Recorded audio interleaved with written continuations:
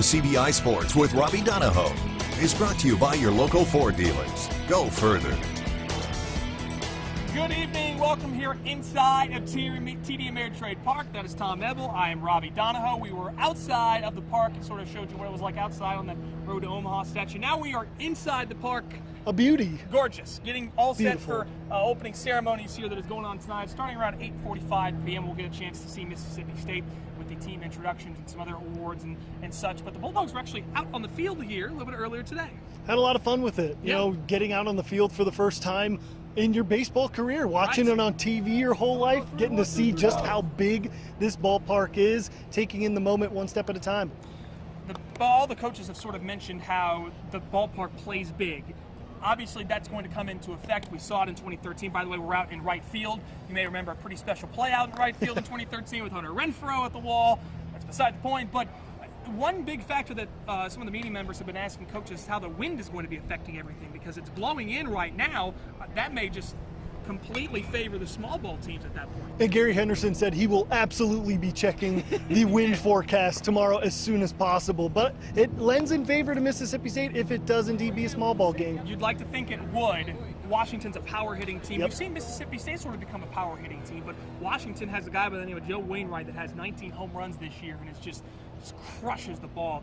We did hear today Ethan Small is going to start against Washington coming up tomorrow, 7 p.m. first pitch time. You can watch the game on ESPN. But for Mississippi State to actually be here, it blows through every possible scenario that you ever thought of at the start of the season with this team. Especially when you think about the past 2 years, those teams, 2016 and 2017. Obviously, 2016 speaks for itself as SEC champs. Last year, you had Brent Rooker going absolutely bonkers. And this year, what hasn't happened to this team this year? And so at this point, a lot of the guys were telling us today that there's a different kind of feel, a different sort of aura around this team that has got them over the hump.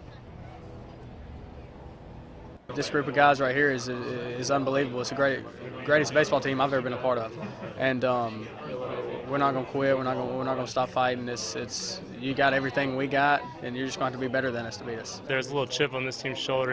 We were doubted for a lot of the year. We were questioned, made fun of. All that kind of stuff that kind of fuels your fire a little bit. And I think they've proven throughout this whole year that there's no quit in this team, and that's what you need to move this far into the tournament. All three teams I've been a part of at Mississippi State have all been tough. It's all been, really tough guys. It's just this team was able to just get those last 2 wins. This may or may not be as good a team as last year, or I don't know how you measure those things, but sometimes things break your way.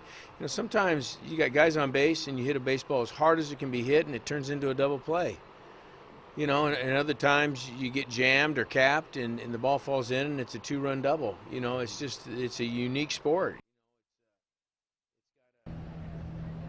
Speaking of that chip on their shoulder, Cole Gordon said it best, going back and saying, they were doubted, they were made fun of this year. So you could really feel from Cole saying that, just kind of the mindset of this team, that they've been the underdogs all year long. Why not stay that way in Omaha? They've had that chip on their shoulder ever since the firing of Andy Cannizzaro and Gary Henderson coming in. This team has an identity. They're focused. They're ready to roll.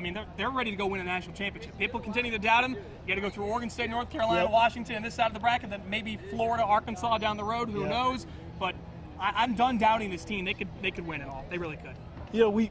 A lot of people doubted them when they were 2-7 in the SEC. A lot of people doubted them when they lost the first game in Tallahassee. And, well, here we are. Now here we are today. Yeah, and we have plenty of bananas to go around. Dole and Chiquita banana companies are tweeting and sending out press releases to us. It's an official banana bidding war for the Mississippi State Bulldogs. Is what's going on with Mississippi State. We will have much more from here in Omaha coming up tonight at 10 on WCBI Sports. For now, reporting live here at TD Ameritrade Park, Tom Ebel and Robbie Donahoe for WCBI Sports. We'll get the last look at your forecast next.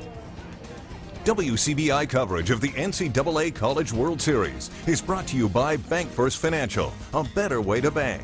OCH Regional Medical Center, Advanced Medicine, Compassionate Care. Evans Plumbing and AC Incorporated. It's hard to stop a train. Prestige Farms of Mississippi, 300 employees producing pork to feed the world. And count on Starkville Ford Lincoln whenever a dollar counts.